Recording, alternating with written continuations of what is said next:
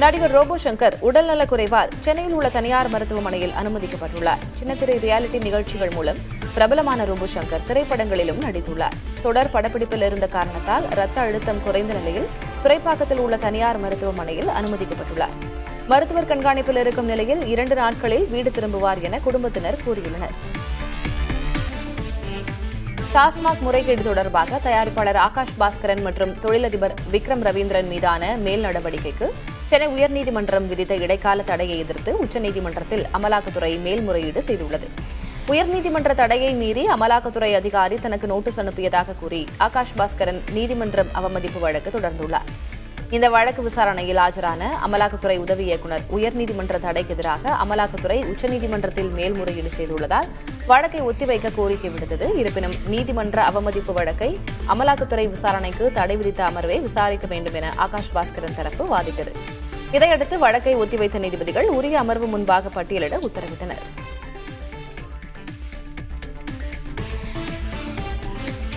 Digital Walt நிறுவனமான மொபிவிக்கில் ஏற்பட்ட தொழில்நுட்ப கோளாறை பயன்படுத்தி 40 கோடி ரூபாய் பண மோசடி செய்யப்பட்ட சம்பவம் அதிர்ச்சியை ஏற்படுத்தியுள்ளது. மொபிவிக் நிறுவனம் சமீபத்தில் தனது மென்பொருளை புதுப்பித்தபோது அதில் தொழில்நுட்ப கோளாறு ஏற்பட்டுள்ளது. இதை பயன்படுத்தி 2 நாட்களில் அதன் கணக்கிலிருந்து சுமார் 5 லட்சம் UPI பரிவர்த்தனைகள் மூலம் பண மோசடி செய்யப்பட்டுள்ளது. இந்த மோசடி தொடர்பாக 2500 வங்கிக் கணக்குகள் முடக்கப்பட்டுள்ளன. 8 கோடி ரூபாய் மீட்கப்பட்டிருக்கும் நிலையில் 6 பேர் கைது செய்யப்பட்டனர். இந்திய பெருநகரங்களிலேயே சென்னையில்தான் வீடுகளில் ஏசி பயன்பாடு அதிகம் என்று அண்மையில் நடத்தப்பட்ட கணக்கெடுப்பில் தெரியவந்திருக்கிறது. ஐஃபாரஸ்ட் என்று அழைக்கப்படும் சர்வதேச சுற்றுச்சூழல், நிலைத்தன்மை மற்றும் தொழில்நுட்ப மன்றம் டெல்லி, மும்பை, கொல்கத்தா, அகமதாபாத், புனே, ஜெய்ப்பூர் மற்றும் சென்னை ஆகிய 7 பெருநகரங்களில் ஏசி பயன்பாடு குறித்த கணக்கெடுப்பை நடத்தியுள்ளது. இதில் சென்னை வாசிகள் சராசரியாக ஒரு நாளைக்கு 4.4 மணி நேரம் ஏசியை இயங்க விடுவதாகவும், ஏசி பயன்பாடு உள்ள ஏறத்தாழ 23 விழுக்காடு வீடுகளில் 2 அல்லது அதற்கு மேற்பட்ட ஏசிக்கள் உள்ளதாகவும் தெரியவந்திருக்கிறது. ஏசி பயன்பாட்டால் ஏற்படும் சுற்றுச்சூழல் பாதிப்புகள் குறித்த விழிப்புணர்வும் சென்னையில் மிக குறைவாக உள்ளது. சென்னையில் ஏசிக்களில் குளிர்பதன வாயுக்களை மீண்டும் நிரப்பும் விகிதம் மிக அதிகமாக உள்ளது. பாதிக்கும் மேற்பட்ட ஏசிகளுக்கு ஒவ்வொரு ஆண்டும் குளிர்பதன வாயுக்கள் நிரப்பப்படுகின்றன. இது தேசிய சராசரியை விட அதிகம். கசிவை சரி செய்யாமல் மீண்டும் மீண்டும் குளிர்பதன வாயுவை நிரப்புவதால் சக்தி வாய்ந்த பசுங்குடில் வாயுக்கள் வளிமண்டலத்தில் கலக்கின்றன. சூழலுக்கு உகந்த மாற்று வழிகள் மலிவாக இருந்தாலும் வெறும் 16 விழுக்காடு நபர்கள் மட்டுமே அவற்றை மாற்றிக்கொள்ள தயாராக உள்ளனர். சென்னையில் ஏசி பழுது பார்க்கும் புகார்களில் 73 விழுக்காடு தேவையற்ற குளிர்பதன வாயு நிரப்புதல் தொடர்பானவை என ஆய்வில் கண்டறியப்பட்டுள்ளது. இது ஏசி தொழில்நுட்ப வல்லுநர்கள் மற்றும் பழுது நீக்குபவர்களின் பயிற்சி குறைபாட்டை வெளிப்படுத்துவதாக இந்த ஆய்வில் தெரிவிக்கப்பட்டிருக்கிறது. அமெரிக்க அதிபர் டிரம்பை தொடர்ந்து ரஷ்ய அதிபர் புதினும் பிரதமர் மோடிக்கு பிறந்தநாள் வாழ்த்து கூறியுள்ளார். சிறப்பான ஆளுமை திறனால் உலக அரங்கில் உயர் மரியாதையையும் பிரதமர் மோடி ஈட்டியுள்ளதாக புதின் கூறியுள்ளார். ரஷ்யா இந்தியா உறவு வலுப்பட மிகப்பெரிய அளவில் தனிப்பட்ட பங்களிப்பை மோடி வழங்கியுள்ளார் என புதின் புகழாரம் சூட்டியுள்ளார். மோடியின் தலைமையில் இந்தியா சமூக, பொருளாதார, அறிவியல், தொழில்நுட்ப தளங்களில் ஈர்க்கத்தக்க சாதனைகளை படைத்துள்ளதாகவும் புதின் கூறியுள்ளார். இஸ்ரேல், நியூசிலாந்து, நேபாளம், மியான்மர் உள்ளிட்ட நாடுகளின் தலைவர்களும் பிரதமருக்கு வாழ்த்து கூறியுள்ளனர்.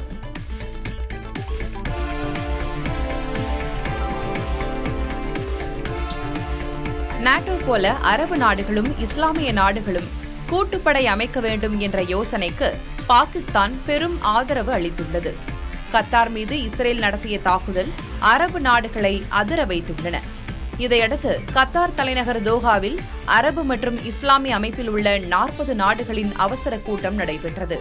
இதில் நாட்டோ போல அரபு, இஸ்லாமிய நாடுகள் இணைந்து கூட்டுப்படையை உருவாக்கலாம் என்ற எகிப்தின் யோசனையை பாகிஸ்தான் தீவிரமாக ஆமோதித்துள்ளது. இஸ்ரேலை எதிர்கொள்வதற்கான தெளிவான பாதை உருவாக்கப்படும் என உலகில் உள்ள 180 கோடி இஸ்லாமியர்களும் எதிர்பார்ப்பதாக இக்கூட்டத்தில் பாகிஸ்தான் துணை பிரதமர் இஷாக் தர் கூறினார். இஸ்லாமிய நாடுகளிலேயே அணு ஆயுத வலிமை கொண்ட ஒரே நாடு என்பதால் பாகிஸ்தானின் இந்நிலைப்பாடு முக்கியத்துவம் பெறுகிறது. நாட்டோவில் உள்ள துருக்கியும் இக்கூட்டத்தில் பங்கேற்றது. இஸ்ரேலை மனதில் கொண்டே நாட்டோ பாணி கூட்டுப்படை யோசனை முன்வைக்கப்பட்டுள்ளது. ஆனால் எதிர்காலத்தில் பாகிஸ்தானை இந்தியா தாக்க வேண்டிய சூழல் ஏற்பட்டால் இப்படையின் நிலை என்னவாக இருக்கும் என்ற கேள்வியும் எழுந்திருக்கிறது. அமெரிக்கா மற்றும் ஐரோப்பிய நாடுகள் இணைந்து நாட்டோ என்ற பெயரில் பாதுகாப்பு கூட்டணி அமைத்துள்ளன. இதில் ஏதேனும் ஒரு நாடு தாக்குதலுக்கு உள்ளாகும் போது பிற நாட்டோ நாடுகளும் அதற்கு துணை நிற்கும். இந்தியாவில் பெரும்பாலான தாய்மார்கள் இரண்டாவது குழந்தை பெற்றுக்கொள்ள 3 ஆண்டுகள் வரை காத்திருப்பது தெரியவந்துள்ளது. அரசின் ஆய்வுகள் அடிப்படையில் நகர்ப்புற பெண்களில் 60 விழுக்காடு பேர் முதல் குழந்தைக்கும் இரண்டாவது குழந்தைக்கும் 3 ஆண்டுகள் வயது வித்தியாசம் இருக்க வேண்டும் என நினைப்பது தெரியவந்துள்ளது. இந்த எண்ணிக்கை ஊரகப் பகுதி பெண்களிடையே 51 விழுக்காடாக உள்ளது. முதல் குழந்தைக்கும் இரண்டாவது குழந்தைக்குமான இடைவெளிக்கு வேலை, பொருளாதார சூழல் போன்றவையும் முக்கிய காரணிகளாக இருக்கின்றன.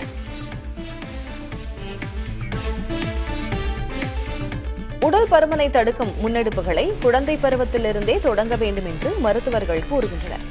அனைத்து பல்கலைக்கழகங்கள் மற்றும் கல்லூரி வளாகங்களில், உணவு கூடம் உள்ளிட்ட பகுதிகளில் உடல் பருமன் குறைப்பு குறித்த விழிப்புணர்வு அறிவிப்பு பலகைகளை வைக்குமாறு பல்கலைக்கழக மானிய ஆணையம் அறிவுறுத்தியுள்ளது. இதை சுட்டிக்காட்டும் மருத்துவர்கள் பெற்றோர் தங்கள் பிள்ளைகளின் உடல் பருமனை கட்டுப்படுத்த சிறுவயதிலிருந்தே எண்ணெய், உப்பு மற்றும் சர்க்கரை உட்கொள்வதை கட்டுப்படுத்த வேண்டும் என அறிவுறுத்துகின்றனர்.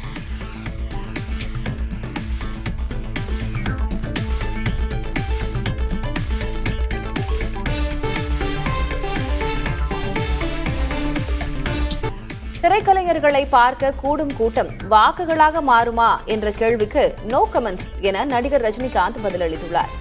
ஜெயிலர் 2 படப்பிடிப்புக்காக கேரளா செல்லும் அவர் கோவை விமான நிலையத்தில் செய்தியாளர்களை சந்தித்தபோது இவ்வாறு கூறினார்.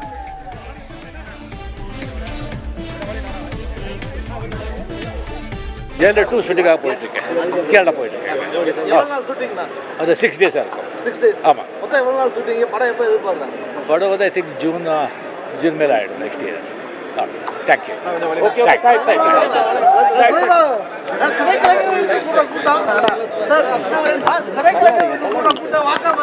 கொஞ்சம் தூரமாக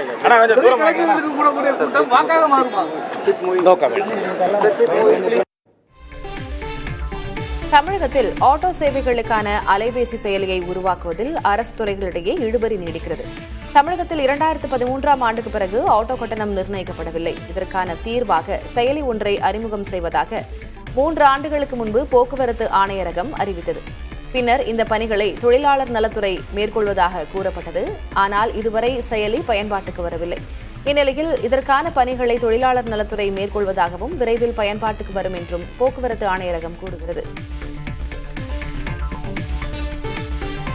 பிரபல ஆன்லைன் ஷாப்பிங் நிறுவனமான மிந்த்ராவின் நிகர லாபம் கடந்த நிதியாண்டில் 18 மடங்கு அதிகரித்திருக்கிறது. 2023-24 மிந்த்ராவின் லாபம் 31 கோடி ரூபாயாக இருந்த நிலையில் 2024-25 அது 548 கோடி ரூபாயாக அதிகரித்துள்ளது. மிந்த்ரா நிறுவனம் காலத்திற்கேற்ற ஃபேஷன் பொருட்களை விற்பனை செய்து வரும் நிலையில் அதற்கு மக்கள் மத்தியில் இருக்கும் அமோக ஆதரவை இந்த லாப அதிகரிப்பு காட்டுகிறது. ஃபேஷன் பொருட்களை ஆன்லைனில் வாங்குவது அதிகரிக்கும் நிலையில் பிளிப்கார்ட்டின் மிந்த்ரா, ரிலையன்ஸின் அஜியோ, நைகா போன்ற நிறுவனங்களிடையே கடும் போட்டி நிலவுகிறது. இமயமலை பகுதியை வலுவற்ற நிலப்பகுதியாக கருதி அதற்கேற்றபடி எதிர்கால நடவடிக்கைகள் அமைய வேண்டும் என மகசேசே விருது வென்ற சூழலியல் நிபுணர் ராஜேந்திர சிங் அரசை கேட்டுக் கொண்டுள்ளார். கனமழை காரணமாக இமாச்சல பிரதேசம், உத்தரகாண்ட் ஆகிய இமயமலை அடிவார மாநிலங்கள் பெரிதும் பாதிக்கப்பட்டிருக்கின்றன. இந்நிலையில் நாடெங்கும் இருந்து சுற்றுச்சூழல் ஆர்வலர்கள் டேராடூனில் கூடி விவாதித்தனர். அப்போது பேசிய ராஜேந்திர சிங், இப்பாதிப்புகள் அனைத்துக்கும் மனிதனின் செயல்களே காரணம் என்றார். கங்கை, யமுனை படுகைகளில் 150 கிலோமீட்டர் தொலைவுக்கு பெரிய கட்டுமானங்களை தவிர்க்க வேண்டும் என அவர் வலியுறுத்தினார்.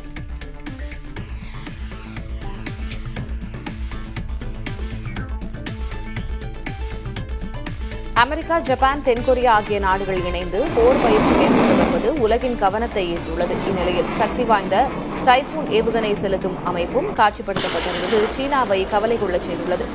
இதை அகற்ற வேண்டும் என அமெரிக்காவையும் ஜப்பானையும் சீனா கேட்டுக் கொண்டுள்ளது. டைபூன் ஏவுகணை செலுத்தும் அமைப்புகள் அமெரிக்காவால் தயாரிக்கப்பட்டு ஜப்பானுக்கு அளிக்கப்பட்டுள்ளன. இதனை பயன்படுத்தி நீண்ட தூரம் பாய்ந்து சென்று எதிரி இலக்குகளை துல்லியமாக தாக்கலாம். மெக்சிகோ நாடு தனது 215வது சுதந்திர தினத்தை உற்சாகமாக கொண்டாடியது. தலைநகர் மெக்சிகோ சிட்டியில் ராணுவத்தினரின் அணிவகுப்பு மரியாதையை அதிபரும் முப்படைகளின் தலைமை தளபதியுமான கிளாடியா ஷின்பாம் ஏற்றார். ஸ்பெயினின் காலனி நாடாக இருந்த மெக்சிகோ 1810 ஆண்டு செப்டம்பர் 16 தேதி விடுதலை பெற்றது.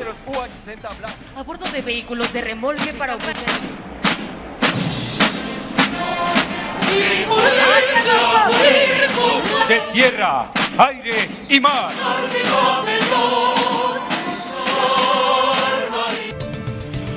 செங்கல்பட்டு மாவட்டம் திருப்போரூர் சுற்றுவட்டார பகுதிகளில் பெய்த கனமழையால் கரும்பாக்கம் கிராமத்தில் 100க்கும் மேற்பட்ட ஏக்கரில் அறுவடைக்கு தயாராக இருந்த நெற்பயிர்கள் நீரில் மூழ்கி சேதமடைந்துள்ளன.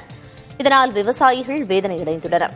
மழையால் பாதிக்கப்பட்ட பயிர்களை வேளாண்மைத்துறை அதிகாரிகள் ஆய்வு செய்து உரிய இழப்பீடு வழங்க அரசு நடவடிக்கை எடுக்க வேண்டும் என விவசாயிகள் கோரிக்கை விடுத்துள்ளனர்.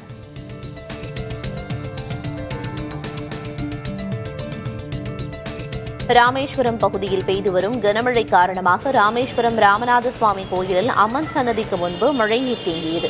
இதனால் முதியவர்கள் அச்சத்தோடு நடந்து சென்று சாமி தரிசனம் செய்தனர். இந்நிலையில் தேங்கியுள்ள மழைநீரை அப்புறப்படுத்தும் பணியில் கோயில் ஊழியர்கள் ஈடுபட்டனர்.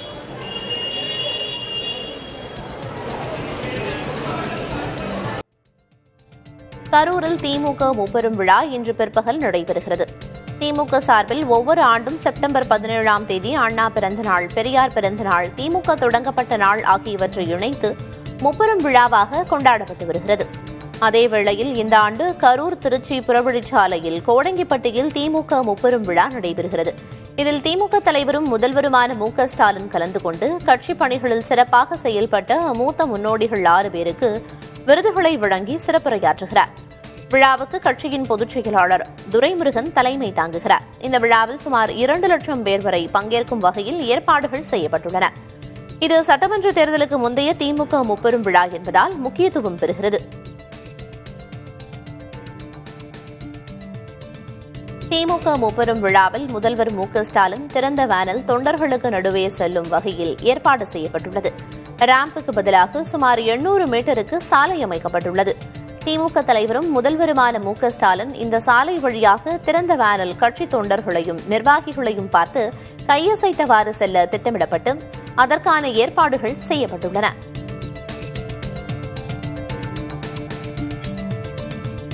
கரூரில் நடைபெறும் திமுக முப்பெரும் விழா பாதுகாப்பு பணியில் 2900 காவலர்கள் ஈடுபட உள்ளனர். முதல்வர், துணை முதல்வர், அமைச்சர்கள் மற்றும் திமுகவைச் சேர்ந்த எம்பிக்கள், எம்எல்ஏக்கள் பங்கேற்க இருப்பதால் காவல்துறை விரிவான பாதுகாப்பு ஏற்பாடுகளை செய்துள்ளது. மத்திய மண்டல ஐஜி தலைமையில் 3 டிஐஜிக்கள், 12 எஸ்பிக்கள், 10 ஏடிஎஸ்பிக்கள், 31 டிஎஸ்பிக்கள், 46 இன்ஸ்பெக்டர்கள் மேற்பார்வையில் பாதுகாப்பு ஏற்பாடுகள் செய்யப்பட்டுள்ளன. புரையோடி போன கால்களை மருத்துவர்கள் அகற்றுவதைப் போல கட்சியில் புரையோடி போனவர்களை எடப்பாடி பழனிசாமி அகற்றியிருப்பதாக அதிமுக முன்னாள் அமைச்சர் OS மணியன் தெரிவித்துள்ளார். நாகையில் அண்ணா பிறந்தநாள் விழா பொதுக்கூட்டத்தில் உரையாற்றிய அவர், எம்ஜிஆர் காலத்தைப் போலவே கைக்குழந்தைகளுடன் பழனிசாமியை பார்க்க மக்கள் திரளுவதாக குறிப்பிட்டார்.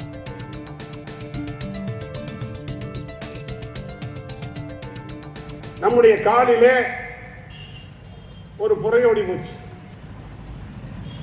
புரையோடி போன கால டாக்டர் என்ன சொல்றாரு? இதுக்கு மேல காப்பாற்றணும்னா அது வரைக்கும் வெட்டி போட்டிருக்கிறார். அதுபோல இன்றைக்கு எடப்பாடியார் புரையோடி போனவர்களை வெட்டி போட்டிருக்கிறார். அது சரியான தீர்வு, சரியான மருத்துவம், சரியான அரசியல் பாதை எடப்பாடியாருடைய பாதை.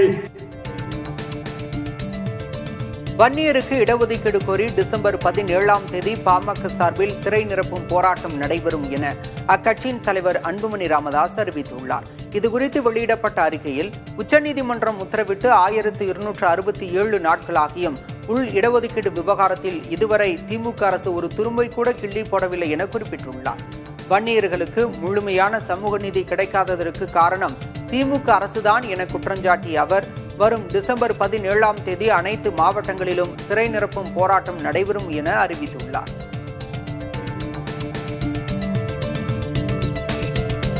டெட் தேர்வு தொடர்பாக தமிழ்நாட்டில் உள்ள ஆசிரியர்கள் யாரும் கவலை கொள்ள வேண்டாம் என பள்ளிக்கல்வித்துறை அமைச்சர் அன்பில் மகேஷ் தெரிவித்துள்ளார். கோவையில் மாணவர்களுக்கான அகாடமி திறப்பு விழாவில் கலந்து கொண்ட பிறகு செய்தியாளர்களிடம் பேசிய அவர், டெட் தேர்வு தொடர்பான மேல்முறையீட்டில் வெற்றி பெறுவோர் என்ற நம்பிக்கை தங்களுக்கு உள்ளதாக தெரிவித்தார்.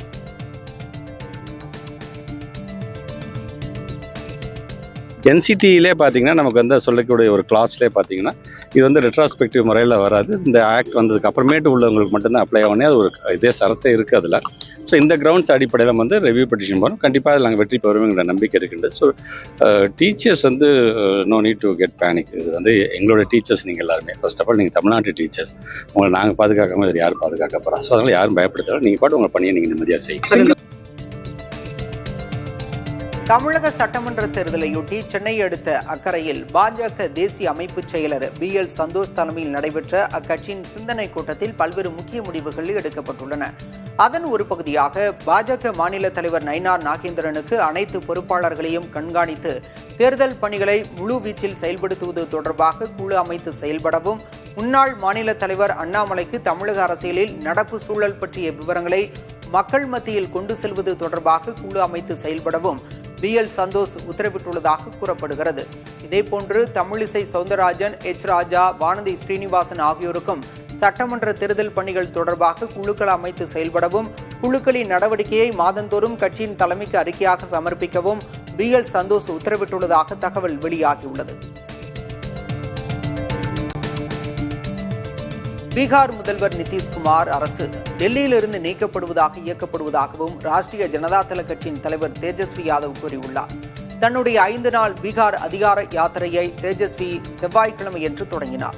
நாலந்தாவில் உள்ள இஸ்லாம்பூர் சட்டமன்ற தொகுதியில் ஒரு பொதுக்கூட்டத்தில் பேசிய தேஜஸ்வி நிதிஷ்குமாரை பாஜக அபகரித்து விட்டதாக கூறினார். ஒரு காலத்தில் மோடியை துணிச்சலாக எதிர்த்த நிதிஷ் இப்போது அவருக்கு அடிபணிந்து விட்டதாக தேஜஸ்வி குற்றம் சாட்டியுள்ளார். மேலும் அந்நிய நாடுகளிலிருந்து ஊடுருவியவர்களை எதிர்க்கட்சிகள் பாதுகாப்பதாக பிரதமர் மோடி பேசியதற்கு தேஜஸ்வி எதிர்ப்பு தெரிவித்துள்ளார். அந்நியர்கள் ஊடுருவியிருப்பது உண்மை என்றால் 11 ஆண்டுகளாக ஆட்சியில் இருக்கும் மத்திய பாஜக அரசு அதனை தடுக்க என்ன செய்தது என்று தேஜஸ்வி கேள்வி எழுப்பியுள்ளார். கர்நாடக மாநிலம் விஜயபுரா மாவட்டத்தில் உள்ள SBI வங்கியில் 1 கோடி ரூபாய் ரொக்கம் மற்றும் 13 கிலோ தங்க நகைகளை முகமூடி கொள்ளையர்கள் திருடியுள்ளனர். செவ்வாய்க்கிழமை இரவு 7 மணி அளவில் முகமூடி கொள்ளையர்கள் துப்பாக்கி, கத்தி போன்ற ஆயுதங்களுடன் வங்கிக்குள் நுழைந்துள்ளனர். வங்கி ஊழியர்களை கட்டி போட்டுவிட்டு கொள்ளையடித்துள்ளனர். கொள்ளையர்கள் மகாராஷ்டிரா மாநிலத்தை நோக்கி தப்பிச் சென்றது விசாரணையில் தெரியவந்துள்ளது. வங்கியில் நகைகளை அடகு வைத்தவர்கள் வங்கி முன்பு திரண்டதால் பரபரப்பு ஏற்பட்டது.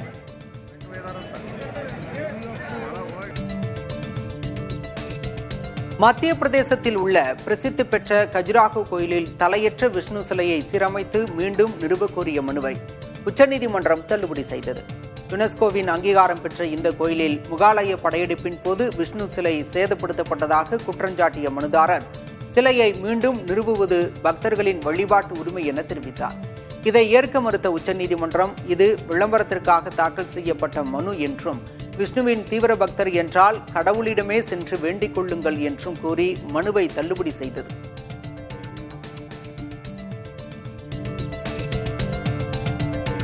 சொத்து வரி முறைகேடு வழக்கில் மதுரை மாநகராட்சி மேயரின் கணவர் பொன் வசந்த் ஜாமீன் மனுவை உயர்நீதிமன்ற மதுரை அமர்வு நிராகரித்தது.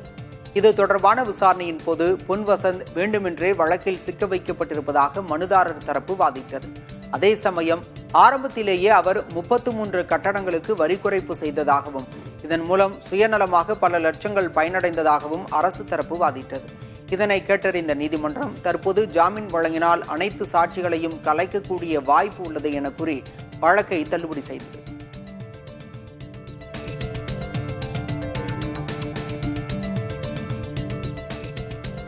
மாற்றுத்திறனாளிகள் வாக்குச்சாவடிகளை எளிதில் அணுகுவதற்கான வசதிகளை செய்து தருவது தொடர்பான சட்ட விதிகளை கண்டிப்பாக பின்பற்றுவதை உறுதி செய்ய தேர்தல் ஆணையத்திற்கு சென்னை உயர்நீதிமன்றம் உத்தரவிட்டுள்ளது. 2024ஆம் ஆண்டு மக்களவைத் தேர்தலின் போது மாற்றுத்திறனாளிகள் வாக்குச்சாவடிகளை எளிதில் அணுகுவதற்கான வசதிகள் செய்து தரப்பட்டுள்ளதா என ஆய்வு செய்யப்பட்டதில் விதிகள் முழுமையாக அமல்படுத்தப்படவில்லை என தெரியவந்துள்ளதாக கூறி மாற்றுத்திறனாளி ஒருவர் சென்னை உயர்நீதிமன்றத்தில் வழக்கு தொடர்ந்தார். தலைமை நீதிபதி ஸ்ரீவஸ்தவா, நீதிபதி அருள்முருகன் அமர்வில் வழக்கு விசாரணைக்கு வந்தபோது மனுதாரர் தரப்பில் மாற்றுத்திறனாளிகள் வாக்குச்சாவடிகளை அணுகுவதற்கு சாய்வு தளம் உள்ளிட்ட வசதிகளை ஏற்படுத்தி தர வேண்டும் என வாதிடப்பட்டது. இதையடுத்து மாற்றுத்திறனாளிகள் சட்ட விதிகளை கட்டாயமாக அமல்படுத்த வேண்டும் எனவும், கடந்த தேர்தலில் இந்த விதிகள் முழுமையாக அமல்படுத்தப்பட்டதா என ஆய்வு செய்து பதில் மனு தாக்கல் செய்யவும் தேர்தல் ஆணையத்திற்கு உத்தரவிட்ட நீதிபதிகள் விசாரணையை 4 வாரங்களுக்கு ஒத்திவைத்தனர்.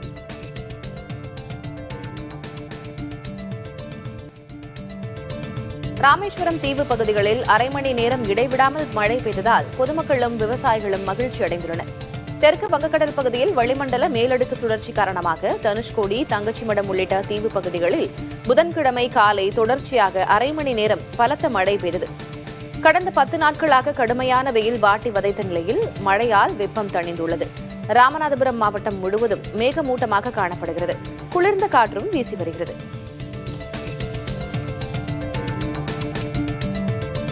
மேட்டூர் அணைக்கான நீர்வரத்து 20 நாட்களுக்கு பிறகு மீண்டும் 10,000 கன அடிக்கும் கீழ் சரிந்தது. காவிரி நீர்பிடிப்பு பகுதிகளில் தென்மேற்கு பருவமழை முடிவடைய இருக்கும் நிலையில் கர்நாடகாவின் கபினி அணையிலிருந்து வினாடிக்கு 1000 கன அடி தண்ணீரும், கிருஷ்ணராஜசாகர் அணையிலிருந்து வினாடிக்கு 4000 கன அடி தண்ணீர் மட்டுமே வருகிறது. நீர்வரத்து குறைந்ததால் மேட்டூர் அணை நீர்மட்டம் 119.18 அடியாக உள்ளது. வழக்கம் போல டெல்டா பாசனத்துக்கு வினாடிக்கு 15,000 கன அடி தண்ணீர் திறக்கப்படுகிறது.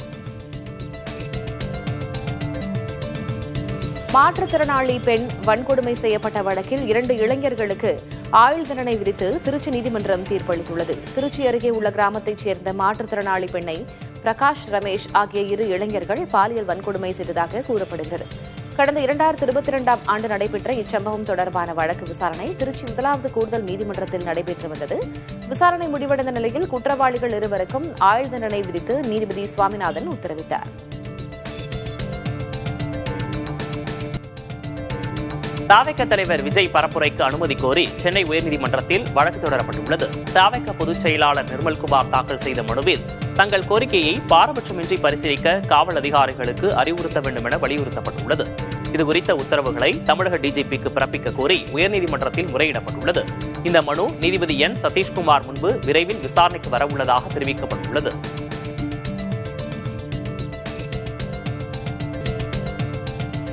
செங்கல்பட்டு மாவட்டம் திருப்போரூர் சுற்றுவட்டார பகுதிகளில் பெய்த கனமழையால் கரும்பாக்கம் கிராமத்தில் 100க்கும் மேற்பட்ட ஏக்கரில் அறுவடைக்கு தயாராக இருந்த நெற்பயிர்கள் நீரில் மூழ்கி சேதமடைந்துள்ளன. இதனால் விவசாயிகள் வேதனை அடைந்துள்ளனர். மழையால் பாதிக்கப்பட்ட பயிர்களை வேளாண்மைத்துறை அதிகாரிகள் ஆய்வு செய்து உரிய இழப்பீடு வழங்க அரசு நடவடிக்கை எடுக்க வேண்டும் என விவசாயிகள் கோரிக்கை விடுத்துள்ளனர்.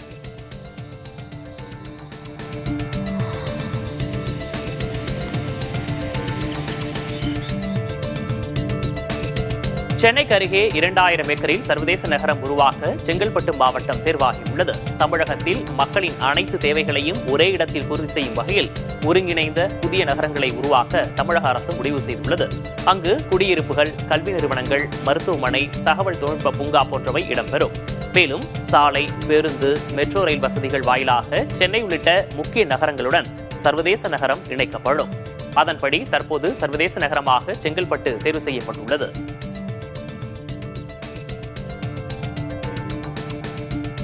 கிருஷ்ணகிரி மாவட்டம் தேன்கனிக்கோட்டை அருகே அறுவடைக்கு தயாராகியும் முட்டைக்கோஸ் வாங்க ஆளில்லாததால் விவசாயிகள் கவலையடைந்துள்ளனர்.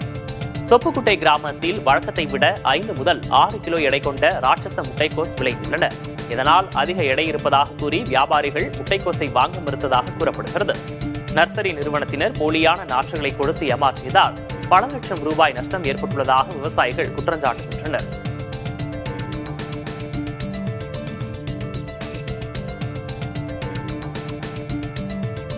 சென்னை கோயம்பேடு சந்தையில் வரத்து குறைவால் காய்கறிகளின் விலை சற்று அதிகரித்துள்ளது. அதன்படி ஊட்டி கேரட் கிலோ 40 ரூபாயிலிருந்து 55 ரூபாயாக அதிகரித்துள்ளது. பச்சை மிளகாய் கிலோ 40 ரூபாயாகவும் அவரைக்காய் கிலோ 30 ரூபாயாகவும் உயர்ந்துள்ளது. இதனிடையே தக்காளி, வெண்டைக்காய் விலை சற்று குறைந்துள்ளது. கோயம்பேடு சந்தையில் 1 கிலோ தக்காளி 16 ரூபாய்க்கு விற்பனையாகிறது.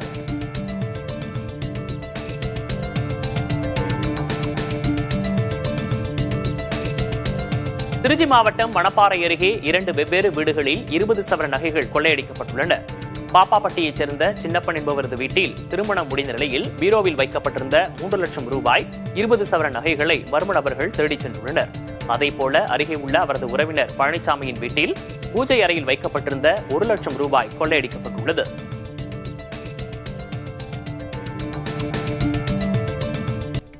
பிரதமர் நரேந்திர மோடியின் 75வது பிறந்த நாளை முன்னிட்டு அவருக்கு குடியரசுத் தலைவர் திரௌபதி முர்மு வாழ்த்து தெரிவித்திருக்கிறார்.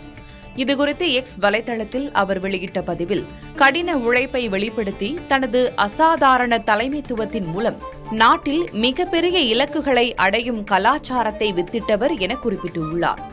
ஒட்டுமொத்த உலக சமூகமும் பிரதமரின் வழிகாட்டுதலின் மீது நம்பிக்கை தெரிவித்துள்ளதாக குறிப்பிட்டுள்ள குடியரசுத் தலைவர் முர்மு, நல்ல உடல் நலனுடன் நாட்டை வளர்ச்சியின் புதிய உச்சத்திற்கு பிரதமர் மோடி எடுத்துச் செல்ல கடவுளுடன் பிரார்த்திப்பதாக தெரிவித்திருக்கிறார்.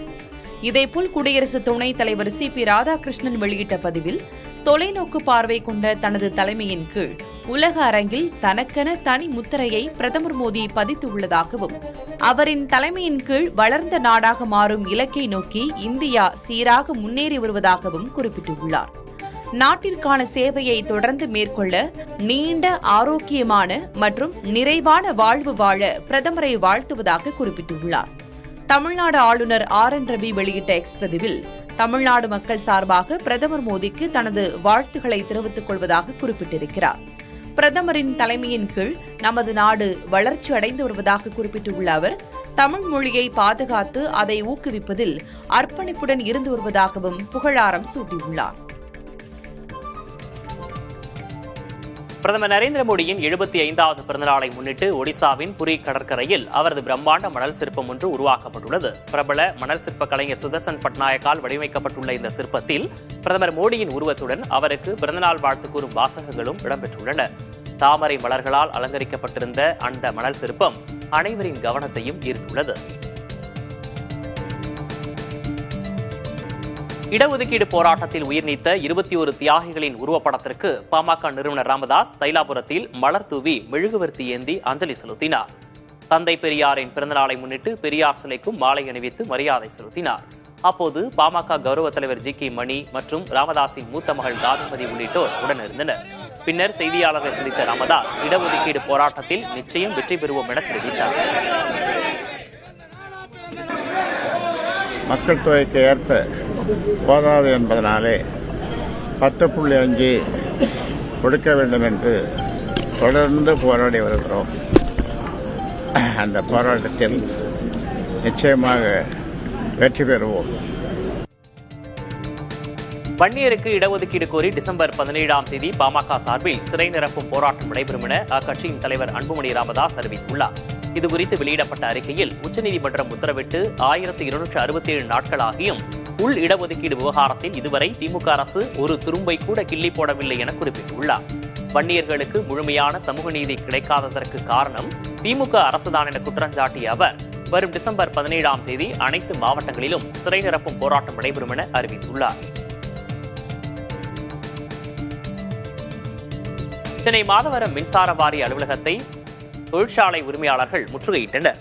மாதவரம் CMDA மின்சார வாரிய அலுவலகத்திற்குட்பட்ட பகுதிகளில் கடந்த 3 நாட்களாக மின்சாரம் துண்டிக்கப்பட்டதாக கூறப்படுகிறது. இந்நிலையில் மின்வாரிய அலுவலகத்தை தொடர்பு கொண்டால் மின்வாரிய அதிகாரிகள் தொடர்பை துண்டித்து அலட்சியமாக செயல்படுவதாக கூறி மின்வாரிய அலுவலகத்தை முற்றுகையிட்டனர்.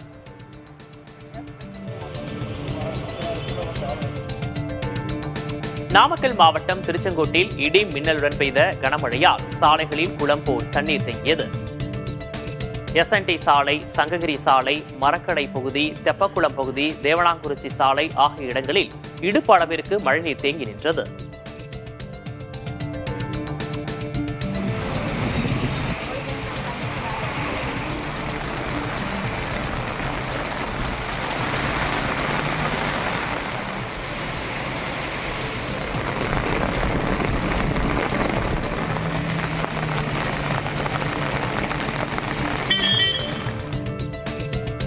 மயிலாடுதுறையில் பெய்த கனமழையால் அரசு மருத்துவமனைக்குள் தண்ணீர் புகுந்தது. மயிலாடுதுறை, திருவாடுதுறை, திருவாலங்காடு, குத்தாலம், மல்லியம், தருமபுரம், மன்னம்பந்தல் உள்ளிட்ட பல்வேறு பகுதிகளில் கனமழை பெய்தது. மயிலாடுதுறை அரசு மருத்துவமனையில் விபத்து மற்றும் அவசர சிகிச்சை பிரிவு கட்டிடத்திற்குள் மழைநீர் புகுந்தது. இதையடுத்து அங்கு சிகிச்சையில் இருந்த நோயாளிகள் கடும் அவதியடைந்த நிலையில் அவர்கள் வேறு இடத்திற்கு மாற்றப்பட்டனர்.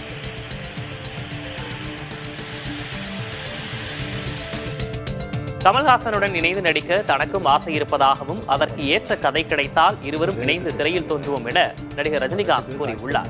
சென்னை விமான நிலையத்தில் செய்தியாளர்களை சந்தித்த அவர் பிரதமருக்கும் பெரியாருக்கும் பிறந்தநாள் வாழ்த்து தெரிவித்தார்.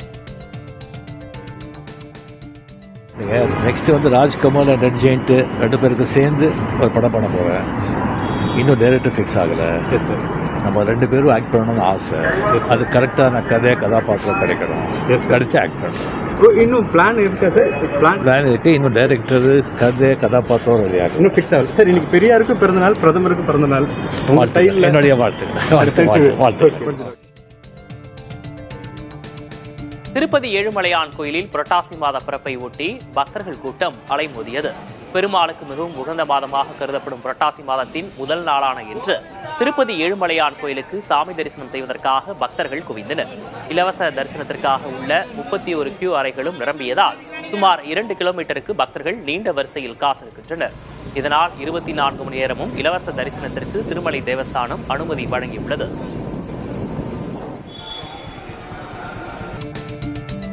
திரைக்கலைஞர்களை பார்க்கக்கூடும் கூட்டம் வாக்குகளாக மாறுமா என்ற கேள்விக்கு நோ கமெண்ட்ஸ் என நடிகர் ரஜினிகாந்த் பதிலளித்துள்ளார். ஜெயிலர் 2 படப்பிடிப்புக்காக கேரளா செல்லும் அவர் கோவை விமான நிலையத்தில் செய்தியாளர்களை சந்தித்த போது இவ்வாறு கூறினார். ஜெயிலர் 2 ஷூட்டிங்காக போயிட்டுருக்கேன். கேரளா போயிட்டுருக்கேன். அது 6 days இருக்கும். 6 days. ஆமாம். மொத்தம் எவ்வளோ நாள் ஷூட்டிங்? படம் எப்போ எதிர்பார்க்குறாங்க? படம் வந்து ஐ திங்க் ஜூன் மேலே ஆகிடும் next year. Thank you. Okay.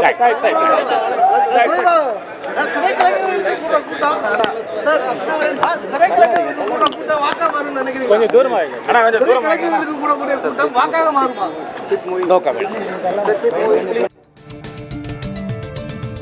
Puzhal நீரேற்று நிலையத்தை மெட்ரோ குடிநீர் நிர்வாகம் 503 கோடி ரூபாய் மதிப்பீட்டில் புதுப்பிக்க உள்ளது. இதன் மூலம் புழல் நீரேற்று நிலையத்தின் செயல்திறன் 240 MLT-யிலிருந்து 310 MLT-யாக உயரும் என தெரிவிக்கப்பட்டுள்ளது. அதில் மத்திய சென்னைக்கு 160 MLT-யும், வட சென்னைக்கு 110 MLT-யும், தென் சென்னைக்கு 40 MLT குடிநீரும் மெட்ரோ நிர்வாகம் மூலம் விநியோகிக்கப்படும். இந்த திட்டத்தில் ஏதேனும் பிரச்சினை எழுந்தால் 1 கிலோ லிட்டருக்கு 50 ரூபாய் ஒப்பந்ததாரருக்கு அபராதம் விதிக்கப்படும் என்றும் தெரிவிக்கப்பட்டுள்ளது.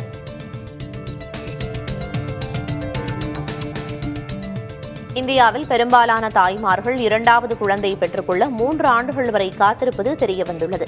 அரசின் ஆய்வுகளின் அடிப்படையில் நகர்ப்புற பெண்களில் 60 விழுக்காட்டினர் முதல் குழந்தைக்கும் 2வது குழந்தைக்கும் 3 ஆண்டுகள் வயது வித்தியாசம் இருக்க வேண்டும் என நினைப்பது தெரியவந்துள்ளது.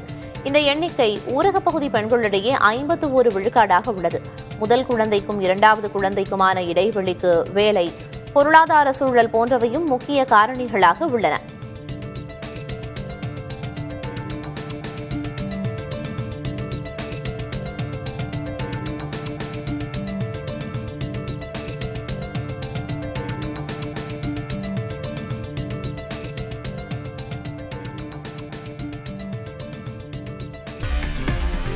டெல்லியில் மத்திய உள்துறை அமைச்சர் அமித்ஷாவை சந்தித்தது ஏன் என்பதற்கான விளக்கத்தை அதிமுக பொதுச் செயலாளர் பழனிசாமி அளித்திருக்கிறார்.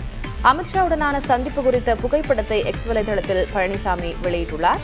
அந்த பதிவில் தேச விடுதலைக்காக பாடுபட்ட தெய்வ திருமகனார் பசும்பொன் முத்துராமலிங்க தேவருக்கு நாட்டில் உயரிய விருதான பாரத ரத்னா விருது வழங்க வேண்டும் என அதிமுக சார்பில் கோரிக்கை வைத்ததாக குறிப்பிட்டுள்ளார்.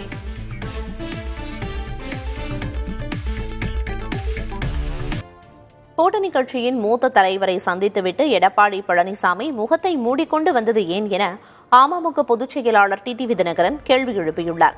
இதற்கு முன் எந்த ஒரு தலைவரும் இப்படி செய்தது இல்லை என்றும் அவர் விமர்சித்துள்ளார். இப்படியெல்லாம் பொய் சொல்லி யாரை ஏமாத்த பார்க்கிறார்? நான் போய் சொல்றேன், தமிழ்நாட்டு மக்களையும் மற்ற அரசியல் கட்சியை சேர்ந்தவர்களையும் இனிமேலும் பழனிசாமி ஏமாற்ற முடியாது. என்னங்க, ஹோம் மினிஸ்டரை போய் பார்த்துட்டு அது கூட்டணியில் இருக்கீங்க. ஹோம் மினிஸ்டர் ஓப்பனா இங்க வந்து சென்னையில் ஏப்ரல் 11 இவரை கூட்டணியில் சேர்த்து அறிவிச்சுட்டு டெல்லிக்கு போறாரு. என்ன காரணம்? இப்படி ஹோம் மினிஸ்டரை பார்த்துட்டு வெளில வர்றப்ப முகத்தை மூடிக்கிட்டு வர வேண்டிய அவசியம் என்ன இருக்கு? பழனிசாமி இன்று முதல் முகமூடியார் பழனிசாமி தான் அழைக்கணும். இவர் உருவெல்லாம் புருடாங்க. சில பேர் இன்றைக்கு இந்த பழனிசாமி அடிக்கிற இந்த கூத்தையெல்லாம் ரொம்ப பெரிய ராஜதந்திரம்னு சொல்லிட்டு இருந்தாங்க. அன்னைக்கு புரட்சி தலைவருக்கு ஆரம்பித்த அந்த இயக்கம் அது தொண்டர்களால் பொதுச் செயலாளர் தேர்ந்தெடுக்கப்பட வேண்டும் என்பதுதான் அடிப்படை விதி. அதை தான் அம்மா அவர்களும் பின்பற்றினார்கள். அந்த அடிப்படை விதியே மாற்றியதனால் இனி அந்த கட்சி பேரு அதிமுக எடப்பாடி திராவிட முன்னேற்ற கழகம். அண்ணன் எடப்பாடி திராவிட முன்னேற்ற கழகம் தான். அது எடப்பாடி கட்சின்னு தான் சொல்லணும். அண்ணா திராவிட முன்னேற்ற கழகம் என்பது இப்பொழுது இல்லை. புரட்சி தலைவரும் போற்றி காத்த அந்த வெற்றி சின்னமான இரட்டலை வைத்துக் கொண்டு தொண்டர்களையும் தமிழ்நாட்டு மக்களையும் ஏமாற்ற பார்க்கிறார் பழனிசாமி. இந்த தேர்தலில் என்னதான் பணபலம் இருந்தாலும் எத்தனை கட்சிகள் கூட்டணி வந்தாலும் உறுதியாக பழனிசாமி தோல்வியை சந்திக்க போவது உறுதி. அதிமுக ஆட்சியை காப்பாற்றியது பாஜக என்று பழனிசாமி கூறியது குறித்த கேள்விக்கு பதிலளித்த பாஜக மாநில தலைவர் நயினார் நாகேந்திரன், பழனிசாமியின் ஆட்சியில் பல திட்டங்களை கொடுத்து அதிமுக அரசுக்கு பாஜக பெருமை சேர்த்ததால் அவர் அப்படி கூறியிருக்கக்கூடும் என்று தெரிவித்தார். அதோ கூட்டணி கட்சி தலைவர்கள் ஒருத்தர் சந்திச்சு பேசுறதுல அதுல என்ன இருக்க முடியும்? நல்ல விஷயமா தானே இருக்க முடியும். கூட்டணி கட்சி தானே சந்திச்சு பேசுறோம். எதிர்கட்சியை சந்திச்சு பேசினா தான் ஏதாவது பிரச்சனை இருக்கான்னு தெரியும். அதாவது அதிமுக காப்பாற்றுனதுங்கிற எந்த சென்ஸில் எடுத்துக்கலாம். இன்னைக்கு அந்த 4 வருஷம் பார்த்தீங்கன்னா தமிழ்நாட்டில் 40,000 கோடி ரூபாய்க்கு மேலே திட்டங்களை கொண்டு வந்தது எடப்பாடி பழனிசாமி. அதை கொடுத்தது மத்திய அமைச்சர் அமித்ஷா அவர்கள். அந்த வகையில் நாட்டு மக்களுக்கு திட்டங்களை தந்து அதிமுக ஆட்சிக்கு பெருமை சேர்த்தவர்கள் என்று சொல்லியிருக்கிறார்கள். பாஜகவை தொடர்ந்து டிடிவி தினகரன் விமர்சிக்கிறாரு, உங்களையும் விமர்சிக்கிறாரு. என்ன காரணம்? என்ன விமர்சனம் பண்ணாரு, அது எதுக்கு காரணம்னு எனக்கு தெரியாது. ஆனால் அது பிறகு சிறுலிபுத்தூரில் போய் நண்பர் அப்படின்னு சொல்லிட்டாரு. உண்மையிலேயே 30 ஆண்டுகளுக்கு மேலாமல் எனக்கு நண்பர் தான், இன்று நண்பர் தான். அரசியலில் எனக்கு எல்லாருமே நண்பர் தான்.